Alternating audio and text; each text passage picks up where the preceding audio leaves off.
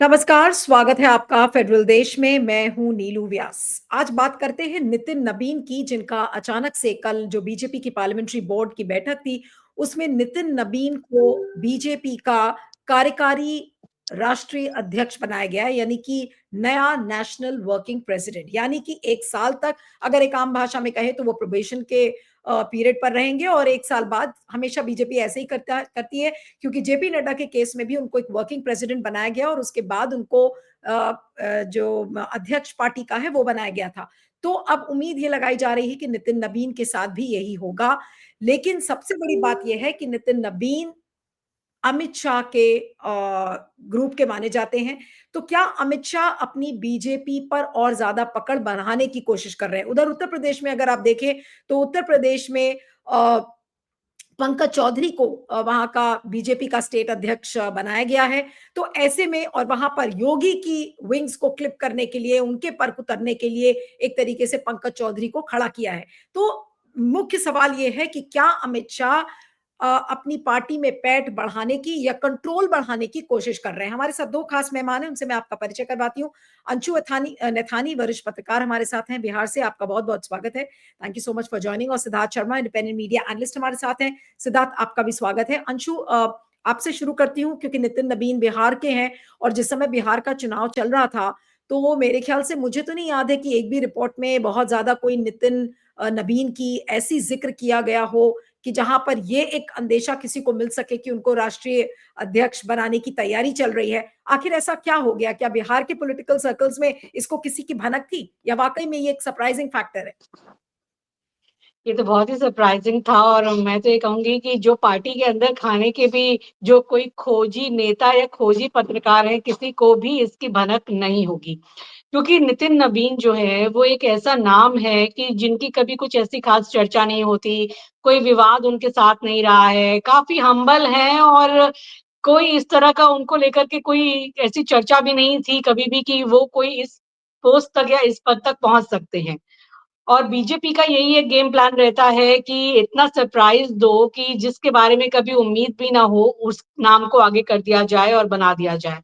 लेकिन ये वाक़ई बहुत हैरानी वाली बात है क्योंकि आज जितने भी बिहार के पत्रकारों से बात हो रही है कल से लेकर अभी तक और चाहे यहाँ दिल्ली में हो या कहीं पर भी हो, सभी ये चर्चा कर रहे हैं कि इस नाम की तो किसी को कहीं से कोई उम्मीद नहीं थी।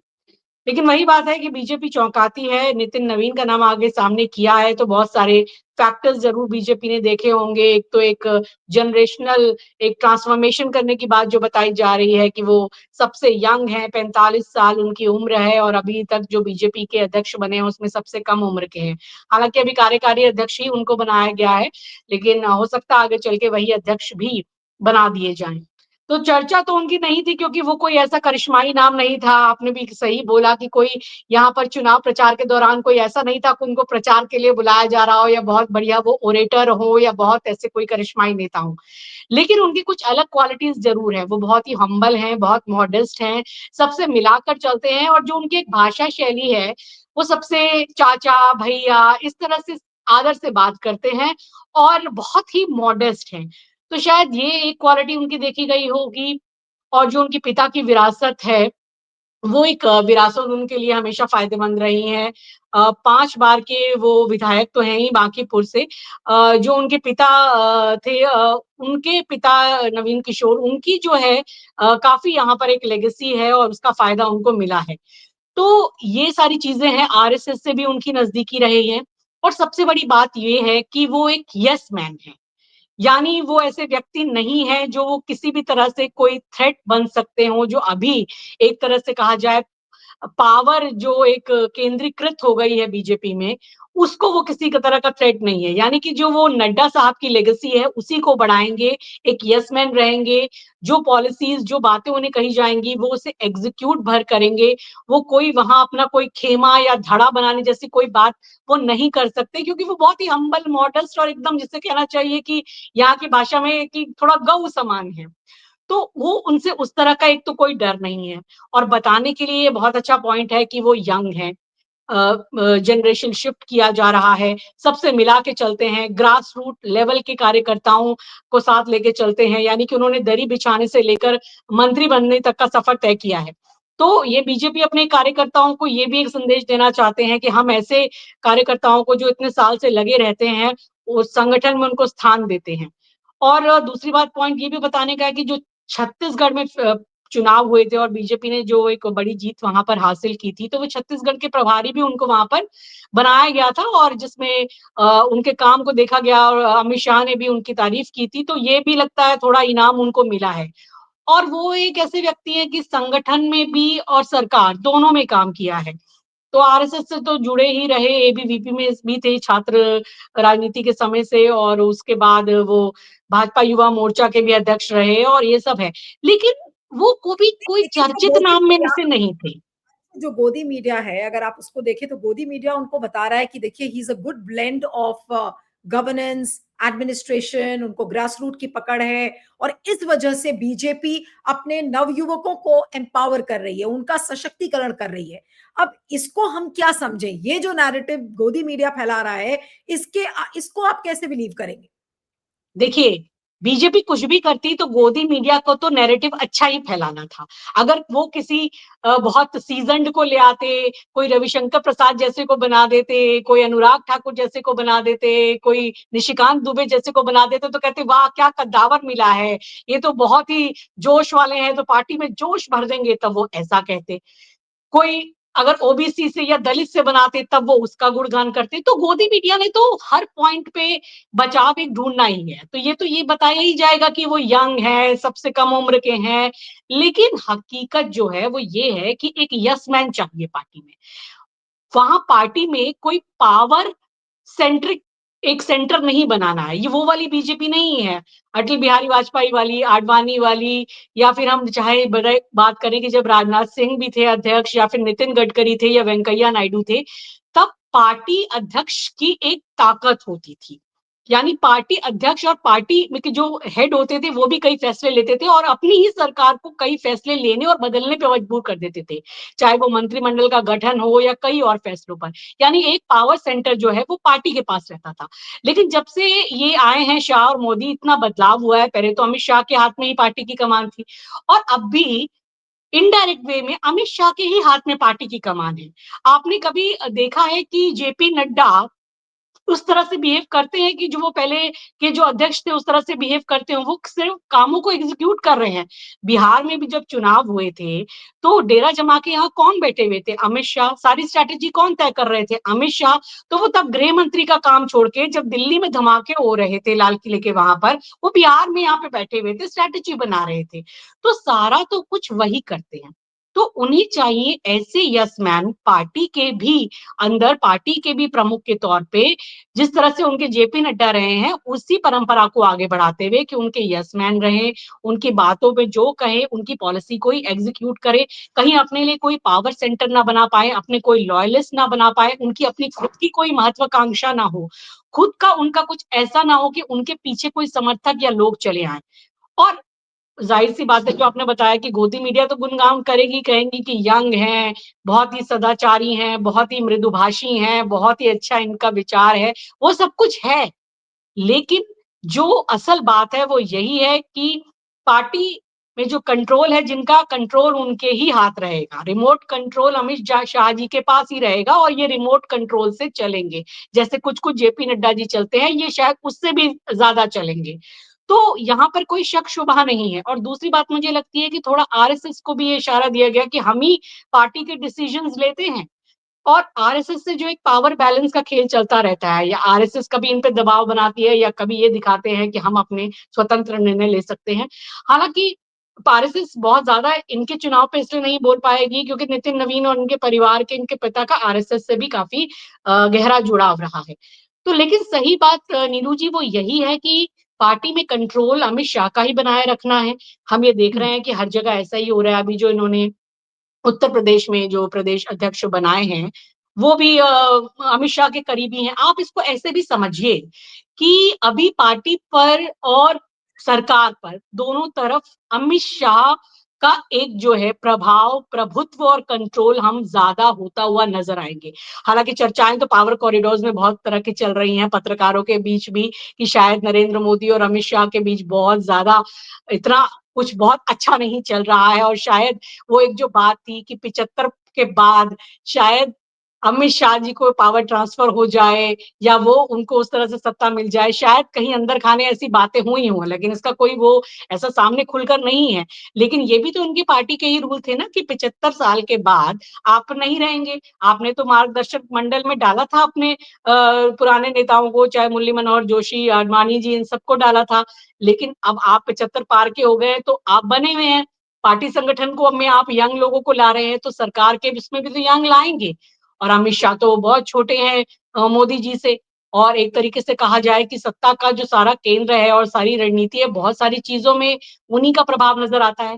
तो अभी आप ये देखेंगी कि जहाँ-जहाँ अध्यक्ष बदले जाने हैं, जहाँ-जहाँ ऐसी चीज़ें होनी हैं, वहाँ पर आप पाएँगे कि जो करीबी हैं अमित शाह के, वही स्थान पा रहे हैं। तो इस लिहाज से वो तो अमित शाह की टीम में भी एक तरीके से रहे ही हैं, नितिन नवीन तो उनकी यहाँ पर उनको यहाँ इसलिए बिठाया गया है कि वो उनके बिल्कुल कंट्रोल में रहेंगे। उनकी छवि भी साफ-सुथरी है। उन्होंने दरी अगर कहा जाए कि दरी बिछाने से लेकर के मंत्री बनने तक का और संगठन के काम का भी सफर तय किया है। सबसे अच्छी तरह से वो बोलते हैं, मृदुभाषी हैं, अच्छा उनका शालीन व्यवहार है, तो ये एक प्लस पॉइंट है। ये बताने के लिए मीडिया को ये भी मिल गया कि हमने तो देखिए कितने यंग को बना दिया है। वो तो वैसे मगर कांग्रेस में हमेशा कहते रहते थे कि अपना अध्यक्ष लाओ, चुनाव कराओ, लोकतंत्र तो लेकिन बीजेपी ने तो जो इतनी साफ-सुथरी और लोकतंत्र की अगुवा करने वाली पार्टी बनती है, एक तो परिवारवाद को यहाँ पर उन्होंने थोपा, देखिए। जो है वो एक इतने बीजेपी के बड़े नेता के उनके सुपुत्र हैं, तो परिवारवाद तो यहाँ लाए ही। अचानक से जैसे उनका नाम आ गया, तो बड़े-बड़े नेता भी हतप्रभ रह गए। कहाँ गया पार्टी का आंतरिक लोकतंत्र? कौन से तरीके से यहाँ पे चुनाव हो रहा है कि कोई आप अध्यक्ष बना दे रहे हैं? ठीक तो है। इनके लिए तो मगर सब कुछ सही है। और हाँ, नितिन नवीन ठीक है। इनको बिल्कुल फिट बैठते हैं, इसलिए नितिन नवीन को बनाया गया है। इनको कोई करिश्माई नेता नहीं चाहिए, कोई इनको ओरेटर अच्छा नहीं हुँ। चाहिए, कोई इनको ऐसा दमखम वाला नहीं चाहिए, कोई नितिन गडकरी टाइप नहीं चाहिए, राजनाथ सिंह टाइप नहीं चाहिए, वो चाहिए जो इनके रिमोट तो इनकी कंट्रोल हाँ से में हाँ चले। मिला। हाँ, बिल्कुल। ठीक है। हाँ, मैं सिद्धार्थ के पास आती हूँ कि सिद्धार्थ, नितिन नबीन का चॉइस जो एक कार्यकारी राष्ट्रीय अध्यक्ष के रूप में हुआ है, उसमें जो एक कंप्लीट तस्वीर इस समय बीजेपी के बदलते डायनामिक्स की है, वो क्या है? और उसमें उत्तर प्रदेश के पंकज चौधरी भी उसमें शामिल हैं, उसमें न नितिन नबीन भी शामिल है। आखिर जो पूरी तस्वीर है, वो क्या लग रही है? और जहाँ तक आरएसएस का सवाल है, सबसे बड़ी बात ये है कि इसके कई महीनों तक हम लोगों ने इस बात पर चर्चा की, कई कार्यक्रम भी किए कि आरएसएस चाहता था कि प्रधानमंत्री का पद वो चुने और मोदी जी चाहते थे कि एक फॉर्मूला ऐसा बना था कि अध्यक्ष कौन बनेगा इसका निर्णय मोदी जी और शाह साहब करेंगे। तो क्या अब हम ये मान लें कि आरएसएस और मोदी जी के बीच में कोई सुलह हो गई है, एक एक्सेप्टेड फॉर्मूला बन गया है कि हम उस पर विरोध नहीं करेंगे। तो अब आगे का क्या ये एक सक्सेशन प्लान आपको लगता है कि भई इसी तरीके से जो उत्तराधिकार की जो पूरी लड़ाई है या उसका रोड मैप है, वो उस तरीके से बनाया गया है? जी। जी देखिए, मेरे ख्याल से अंजू जी ने बहुत अच्छे से बता दिया है कि किस तरह से जो नए बीजेपी के कार्यकारी अध्यक्ष हैं, वो कहीं न कहीं उनके अंदर परिवारवाद है। दूसरी बात ये कि हमको एक चीज़ ध्यान में रखना है कि कोई भी संगठन है, दुनिया में कहीं भी कोई संगठन होता है, उसका केवल और केवल एक ही मकसद होता है सत्ता प्राप्त करना। और जब वो सत्ता प्राप्त कर लेता है, तो किसी भी तरह से वो सत्ता जाने नहीं देता। इसीलिए बहुत मुश्किल से 100 साल की मेहनत के बाद आरएसएस के इकोसिस्टम को सत्ता मिली है। वो सत्ता वो एन्जॉय करेगा और ये सब जितनी भी बातें होती हैं कि मनमुटाव है, ये है, वो है, डील है, ये सब फालतू बातें हैं, इसमें कुछ भी दम नहीं है। उनको वो कोई भी संगठन, मैं आरएसएस की बात नहीं कर रहा हूँ, दुनिया का कोई भी संगठन हो, उसका एकमात्र उद्देश्य सत्ता होता है, सत्ता संघर्ष में, और सत्ता मिलने के बाद वो सत्ता को एन्जॉय करता है और इसीलिए वहाँ पर सभी तरह के समझौते किए जाते हैं, बिल्कुल साफ है। अब जहाँ तक भाजपा के नए कार्यकारी अध्यक्ष की बात है, जिस तरह से अंजू जी ने कहा, जितना मैं उनको व्यक्तिगत रूप से जानता हूँ और काफ़ी वर्षों से जानता हूँ, बहुत ही अच्छे, सुलझे हुए और अच्छे इंसान हैं। कहीं पर भी उनके अंदर अतिवाद नहीं झलकता है, बिल्कुल मध्यम मार्गी इंसान है। जिस तरह से यही सब चीज़ें अंजू जी ने कहा कि सज्जन हैं, मृदुभाषी हैं, सब सही बात है। जितने वर्षों से मैं उनको व्यक्तिगत रूप से थोड़ा बहुत जानता हूँ, यही मैंने उनके अंदर गुण देखा है। लेकिन और ये भी बात है कि कहीं पर उनके परिवार की तरफ से आरएसएस से कोई उनका बहुत मजबूत संबंध रहा हो, इस तरह की बात नहीं। हाँ, एबीवीपी में वो रहे हैं, भाजपा में रहे हैं, लेकिन भाजपा में भी और आरएसएस में उनका कितना बड़ा योगदान है, इनसे ज़्यादा योगदान वाले भी थे वहाँ पर, तो उनके सामने इनका योगदान अगर तुलनात्मक दृष्टि से देखें तो शायद बहुत कम है, फिर भी भाजपा ने इनको बना दिया। तो इसमें ये हमको ध्यान में रखना पड़ता है कि नवीन जी की जो वर्तमान भाजपा के जो नवीन कार्याध्यक्ष हैं, उनकी स्थिति वैसी ही होगी जैसे किसी तो छोटे से टापू पर पहुंचा हुआ कोई शाकाहारी इंसान। अब वहां पर ना सब्जी उपलब्ध है, ना दूध उपलब्ध है और ना ही अनाज उपलब्ध है। तो अब वहां पर मांसाहारी बनना उसके लिए एक ही ऑप्शन बच जाता है और कोई ऑप्शन ही नहीं बचता, वो उसकी मजबूरी होती है क्योंकि देश काल परिस्थिति उसको मांसाहार पर मजबूर कर देती है। तो व्यक्ति प्रमुख नहीं होता है, व्यवस्था प्रमुख होती है। जो व्यवस्था चाहेगी, नवीन जी वही व्यवस्था में है, वो व्यक्ति के रूप में कितने भी अच्छे हों, जो व्यवस्था के वो अंग हैं, वो व्यवस्था जो चाहेगी वो वही काम करेंगे। क्योंकि हमें एक चीज ध्यान में रखना है, किसी भी राजनीतिक दल में ना ये कार्यकारी अध्यक्ष नाम की कोई चीज होती नहीं है। भाजपा में तो और नहीं होती। मैंने भाजपा का संविधान पढ़ के देखा, भाजपा के संविधान में कहीं कोई कार्यकारी अध्यक्ष नाम का भाजपा के संविधान में नहीं है। लेकिन फिर भी इनको बनाया गया, इसका मतलब है कि आने वाले समय में अगर इनको फुल टाइम अध्यक्ष बनाया जाएगा तो उससे पहले एक तरह से ट्रायल पीरियड है, प्रोबेशनरी पीरियड है। क्योंकि इसका कारण बहुत महत्वपूर्ण है, क्योंकि भारत में जो वर्तमान कानून है उसके अनुसार किसी भी राजनीतिक दल का जो सर्वे सर्वा होता है वो उस राजनीतिक दल का अध्यक्ष होता है। भारत का कानून ही ऐसा, मैं केवल बीजेपी की बात नहीं कर रहा हूँ, भारत में कोई भी राजनीतिक दल है तो उसका जो अध्यक्ष होता है वो सर्वे सर्वा होता है। किसी पार्टी का अध्यक्ष अपने पार्टी के किसी छोटे से कार्यकर्ता को बड़ा सा बड़ा मंत्री भी बना सकता है और बड़े से बड़े मंत्री का पद भी छीन सकता है, उसको 6 साल के लिए पार्टी से निलंबित कर सकता है। तो भले संवैधानिक पद पर कोई भी हो, मतलब पार्टी की तरफ से आप संवैधानिक पद पर कोई दूसरा व्यक्ति जा सकता है, पर अगर वो किसी पार्टी के टिकट से जीत के आया है तो वो पार्टी के अध्यक्ष के अधीन रहेगा। उदाहरण के लिए कोई व्यक्ति संवैधानिक पद पर बैठ गया है, भारत के प्रधानमंत्री जी हैं, वो संवैधानिक पद पर तो भारत के प्रधानमंत्री के नाते बहुत ताकतवर हैं, लेकिन पार्टी के स्ट्रक्चर के अंदर वो नंबर 1 नहीं है। पार्टी के स्ट्रक्चर के अंदर क्योंकि वो भाजपा के टिकट से जीत के आए हैं, इसीलिए अध्यक्ष के अधीन ही वो रहना है, ये उनकी मजबूरी होगी। तो इसीलिए कोई भी राजनीतिक दल का अध्यक्ष या तो पार्टी का सबसे बड़ा लोकप्रिय नेता होता है या तो पूरी तरह से एक अनजान व्यक्ति होता है जो नेता के प्रति 100% वफादार हो, अपने अध्यक्ष की ताकत का जो कानूनी ताकत है उसका वो इस्तेमाल बिल्कुल नहीं करे। इसका आप उदाहरण देख लीजिए, बीजेपी के राष्ट्रीय अध्यक्ष का लिस्ट निकाल के देखिए, या तो उनका राष्ट्रीय अध्यक्ष बहुत बड़ा व्यक्ति होता है, लोकप्रिय व्यक्ति होता है, जैसे एल के आडवाणी होते हैं, राजनाथ सिंह होते हैं, गडकरी होते हैं, अमित शाह होते हैं, या तो बीजेपी के अध्यक्ष ये लोग होते हैं, या तो बीजेपी के अध्यक्ष बिल्कुल अनजान लोग होते हैं। जैसे एक हुआ करते थे कुशाभाऊ ठाकरे, एक हुआ करते थे बंगारू लक्ष्मण, एक हुआ करते थे जाना कृष्णमूर्ति। ये सब जिस समय बीजेपी सत्ता में नहीं थी, माफ कीजिएगा, बीजेपी जिस समय सत्ता में थी, मतलब वाजपेयी भारत के प्रधानमंत्री थे, उस समय बीजेपी ने अपने अध्यक्ष को इस तरह के अनजान लोगों को चुना, क्योंकि कहीं ऐसा ना हो जाए कि प्रधानमंत्री और पार्टी के अध्यक्ष के बीच में टक्कर हो जाए तो संवैधानिक पद पर तो प्रधानमंत्री रहेगा, लेकिन उस व्यक्ति को पार्टी का अध्यक्ष पार्टी से भी निकाल सकता है। तो उस तरह की व्यवस्था ना हो, इसीलिए भारत में कोई भी राजनीतिक दल हो, वो सत्ता से जब बाहर रहता है तो अपने लोकप्रिय व्यक्ति को पार्टी का अध्यक्ष बनाता है। जैसे ही सत्ता में आता है तो संवैधानिक पद पर वो लोकप्रिय व्यक्ति बैठ जाता है और एक, जिस तरह से अंजू जी ने कहा, कोई आप यसमैन कहिए, हाँ भरने वाला कहिए या रबर स्टैंप कहिए, एक अनजान व्यक्ति को लाके बिठाया जाता है। और सबसे बड़ी बात यह है, टाइमिंग की बात है कि भाजपा, हमें पता है, एक चुनावी दल है, वो हर चीज कुछ भी करती है, छोटा से छोटा काम भी करेगी तो चुनाव को ध्यान में रख के करेगी। अगला चुनाव भाजपा के सामने बंगाल का है, काफी महत्वपूर्ण है। तो बंगाल में आप देखिएगा, बंगाल में कायस्थों का एक अपना एक महत्व है। उनको, कायस्थों को बंगाल में भद्रलोक भी कहा जाता है। हालांकि प्रतिशत में वो लोग 5% से कम हैं, लेकिन बंगाल का जो भद्रलोक है वो बंगाल की राजनीति पर, बंगाल के समाज पर 50% से ज्यादा उनका असर रहता है। आप बंगाल का इतिहास देख लीजिए, बंगाल के मुख्यमंत्रियों का लिस्ट देख लीजिए, विधान चंद्र राय, ज्योति बसु, बुद्धदेव भट्टाचार्य, ये तीनों मिला के बंगाल पर पिछले 46 साल से इन्होंने राज किया है। ये सारे के सारे कायस्थ हैं। बंगाल में सिर्फ ये नहीं, जितने भी आपको उपनाम मिलेंगे, सरनेम मिलेंगे, चाहे वो घोष हो, चाहे वो बोस हो, चाहे वो गुहा हो, चाहे वो दत्ता हो, चाहे वो सेन हो, ये सारे जितने भी सरनेम्स होते हैं, ये उपनाम होते हैं, ये कहीं ना कहीं होते हैं कायस्थ समाज से। और नितिन नबीन जो हैं, बंगाल के बगल में बिहार के हैं, ये भी उसी समाज से आते हैं। तो कहीं ना कहीं भाजपा ने, क्योंकि बिहार में, माफ कीजिएगा, बंगाल में आने वाले समय में चुनाव है और कायस्थ संख्या में कम होते हुए भी उनका प्रभाव बहुत है, क्योंकि बंगाल के एक भद्रलोक का एक प्रभाव होता है, तो कहीं ना कहीं उसको भी साधने की कोशिश की है। बाकी नवीन जी को जिस समय पूरी तरह से भाजपा अपना फुल टाइम अध्यक्ष चुन लेगी, तब फिर एक कार्यक्रम कीजिएगा, फिर उसमें आएंगे। तब तक के लिए अभी तो वो कार्यकारी अध्यक्ष हैं, वो एक ट्रायल नहीं, मतलब वो लेकिन प्रोबेशनरी पीरियड में चल रहे हैं, ऐसा मुझे लगता है। नहीं, लेकिन सिद्धार्थ, जो उनकी ऑर्गेनाइजेशनल कॉम्पिटेंस के बारे में बात की जा रही है कि देखिए संगठनात्मक जो उनकी कॉम्पिटेंस है उसको वो बहुत अच्छे से डिलीवर करते हैं। ठीक है, उन्होंने बिहार में डिलीवर किया, लेकिन अब क्या नितिन नबीन पश्चिम बंगाल, उत्तर प्रदेश जैसे राज्य क्या बीजेपी के लिए डिलीवर कर पाएंगे? या फिर उनको पता है कि आराम से हमें तो बस यस मैन बन के रहना है, हमारी पोस्ट पक्की रहेगी, हमें राष्ट्रीय अध्यक्ष भी बना दिया जाएगा और हम वही करेंगे जो अमित शाह और मोदी जी कह रहे हैं?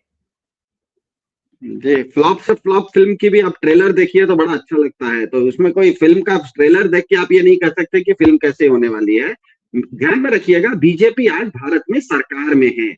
वो किसी पार्टी के एक अध्यक्ष या कार्यकारी अध्यक्ष पर निर्भर नहीं है कि वो उसको चुनाव जिता के दे। उसके पास, बीजेपी के पास अकूत संपत्ति है, अकूत ताकत है। एसआईआर नाम के उसके पास एक बंदूक है, जो केचुआ उसके साथ है। तो मुझे ये बताइए कि अकेले नितिन नवीन के कंधे पर थोड़े ये वजन है कि उसको उनको बंगाल जिता के देना है। पूरा का पूरा इकोसिस्टम है, पूरा का पूरा पावर स्ट्रक्चर है, पूरा का पूरा पैसा है, पूरा का पूरा गवर्नमेंट मशीनरी है, वो उसके साथ देगा। अब उसके लिए एक नाम के वास्ते, आज के आप डेविस कप में क्रिकेट टेनिस मैच होता है, उसमें एक कैप्टन तो होता है वो, लेकिन वो नॉन प्लेइंग कैप्टन होता है टेनिस में। तो एक तरह से ये मैंने जैसे कहा कि भाजपा के लिए नहीं, भारत के किसी भी राजनीतिक दल के लिए कानूनी रूप से, क्योंकि पार्टी का अध्यक्ष बहुत ज्यादा पावरफुल होता है, वो अपने मंत्री तक को पार्टी से निकाल सकता है। इसीलिए कोई भी भारत में राजनीतिक दल जहां पर सत्ता में रहेगा, अगर उसका सबसे लोकप्रिय व्यक्ति संवैधानिक पद पर चला गया, मतलब वो पार्टी अध्यक्ष से होकर चला गया, कहीं मंत्री या मुख्यमंत्री या प्रधानमंत्री बन गया, तो वो पार्टी अपने पार्टी के अध्यक्ष को, लोकप्रिय व्यक्ति को नहीं बनाती है। फिर वो खोजती है किसी अनजान चेहरे को जिसका एकमात्र सर्टिफिकेशन, एकमात्र क्वालिफिकेशन हो उसकी 100% वफादारी। इस मामले में कोई भी व्यक्ति वफादारी के मामले में तो आप कौन किसका वफादार है, क्योंकि वो व्यक्ति बाहर तो दिखेगा नहीं, वो आपको अंदर से पता लगेगा, तो इंटरनल स्ट्रक्चर की बात है। तो मेरे ख्याल से फिर से मैं कह रहा हूं कि इनको ये एक तरह से ट्रायल पीरियड दिया गया है, क्योंकि वर्किंग प्रेसिडेंट नाम का, कार्यकारी अध्यक्ष नाम का भाजपा के अपने संविधान में कोई पोस्ट ही नहीं है। ये एक पोस्ट क्रिएट करके उनको दिया गया है कुछ दिन के लिए, देखने के लिए कि नड्डा जी के साथ इनका किस तरह से चलेगा। क्योंकि आप किसी को उतनी बड़ी ताकत देंगे कि वो प्रधानमंत्री तक की प्राथमिक सदस्यता भाजपा की खत्म करने की जिसके पास ताकत देंगे, तो सबसे पहले ये तय करेंगे कि वो उस ताकत का इस्तेमाल कहीं सबसे पहले उन्हीं के ऊपर नहीं कर दे। इसीलिए उनको एक तरह से ट्रायल पीरियड, प्रोबेशनरी पीरियड दिया गया है। इसीलिए मैंने कहा जिस दिन वो फिर से कार्यकारी अध्यक्ष से प्रमोशन हो जाएगा और फुल टाइम अध्यक्ष बन जाएंगे, एक और कार्यक्रम फेडरल देश पे कीजिएगा, उस पर हम आएंगे। लेकिन अंशु, अंजू जी कुछ क्या कहना चाह नितिन, रही थी। हाँ हाँ हाँ, मैं अंशु के पास ही आ रही थी। हाँ अंशु, मैं अंतिम कमेंट आप ही से लेना चाह रही थी कि अब आपको क्या लग रहा है कि नितिन नबीन, ऐसा भी तो हो सकता है ना कि जो इनका प्रोबेशन पीरियड है ये 1 साल का हो सकता है, उसमें सारा काम निकाल लें, फिर अध्यक्ष किसी और को बनाया जाए। रूल्स तो नए नए लाए जाते हैं बीजेपी में। हाँ, तो जो आप कह रही हैं इसमें भी कोई ज़्यादा शक नहीं है। ये बिल्कुल सही कहा कि ये इनका एक ट्रायल पीरियड ही चलेगा और अभी जो ये 5 राज्यों के चुनाव हैं जो होने वाले हैं, अभी जैसे पश्चिम बंगाल में, केरल में, तमिलनाडु में, तो ये एक जो चुनाव होंगे ये इनके लिए बहुत बड़े टेस्ट होंगे। और दूसरी बात है कि वो जो बीजेपी के साथ एनडीए के जो घटक दल हैं, उनके साथ कैसा सामंजस्य बना के चलते हैं, क्योंकि देखिए एक पार्टी और पार्टी अध्यक्ष का बहुत बड़ा काम होता है कि सरकार के जो घटक दलों का भी तालमेल अच्छा रहे, जो जमीनी स्तर पर कार्यकर्ता है उनका भी जुड़ाव बना रहे और पार्टी को इलेक्शन जिताने हैं, ये तो सबसे बड़ा काम है ही। तो अभी ये जो चुनाव होंगे उसमें इनकी सारी चीजों का टेस्ट हो जाएगा। लेकिन मुझे ये लगता है कि हो सकता है कि इनको कंटिन्यू भी किया जाए। अगर जिस तरीके के जो इनके पास गुण हैं, जैसे कि ये उस तरीके से ना महत्वाकांक्षी हैं और ये कोई विरोध करने वाले नहीं हैं, जो इनका व्यवहार है, जिस तरीके से अभी तक देखा गया है, ये भी 20 साल हो गए लगभग राजनीति में, उससे अधिक समय से, तो कुछ इनके साथ इस तरह की कोई बात नहीं रही है, मिला-जुला के चलने वाले ये हैं। तो यही इसी तरह का व्यक्ति तो चाहिए और बीजेपी को किसी को कुछ भी प्रूफ नहीं करना होता आज के समय में। देखिए, आज जो है पहले ये होता था कि व्यक्ति से पद बनता था, यानी कि बीजेपी में जो बड़े-बड़े नाम, बड़े-बड़े चेहरे थे, अटल, आडवाणी या मुरली मनोहर जोशी या और भी जो इनके बाकी नेता आए, नितिन गडकरी या और भी राजनाथ सिंह, उनसे जो एक पद होता था पार्टी का, पार्टी के अध्यक्ष का, वो उससे गरिमा लेता था। आज ये हो गया है, चीजें बदल गई हैं। पार्टी की ताकत से, पार्टी की स्ट्रेंथ से, भाई जब आपकी सबसे अमीर पार्टी है, सबसे बड़ी विश्व की पार्टी है, तो पार्टी हर किसी के कद से अब बड़ी हो चुकी है। तो अब यहाँ पर आप नितिन नवीन को बिठाइए, चाहे आप निशिकांत दुबे को बिठाइए, चाहे आप यहाँ पर राजीव प्रताप रूडी को बिठाइए, या आप किसी भी अनुराग ठाकुर को बिठाइए या किसी को भी बिठाइए, तो वो अब जो है पार्टी की जो एक वो चीज बन चुकी है, उससे कोई आगे जाने की चीज है नहीं। और आप ये भी समझ लीजिए कि ये यहाँ पर ये सारे ऐसे चर्चित नाम कभी नहीं आएंगे, क्योंकि अमित शाह कभी नहीं चाहेंगे कि, जैसे कि बात हो रही थी, कि कोई दो पावर सेंटर बने, कि कोई मजबूत व्यक्ति, मजबूत चेहरा यहाँ पर आ जाए। तो उनको ऐसा चाहिए ही नहीं, क्योंकि कंट्रोल अपने हाथ में चाहिए।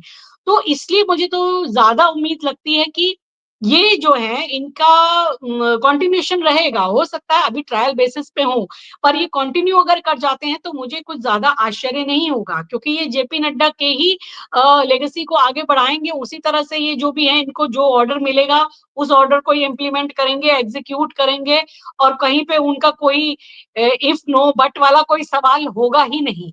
तो ये अच्छी तरह से मालूम है, और यही गुण दोष देख करके इनको लाया गया है। बाकी तो ये सब नैरेटिव कराने की बातें हैं कि यंग हैं तो बिहार से हैं, तो ये कायस्थ हैं, तो इस जाति से हैं, तो ये फैक्टर है, तो संगठन की बात है।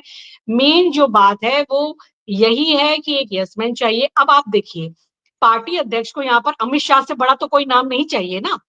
अब जो अमित शाह है वही कंट्रोल कर रहे हैं सब, तो उनसे बड़ा कोई नहीं चाहिए। तो वो क्यों चाहेंगे कि कोई उनके बरक्कस ऐसा हो जो कहीं से एक हल्का भी कोई खतरा या कोई चुनौती या कोई महत्वाकांक्षा उसके दिलो दिमाग में आ जाए।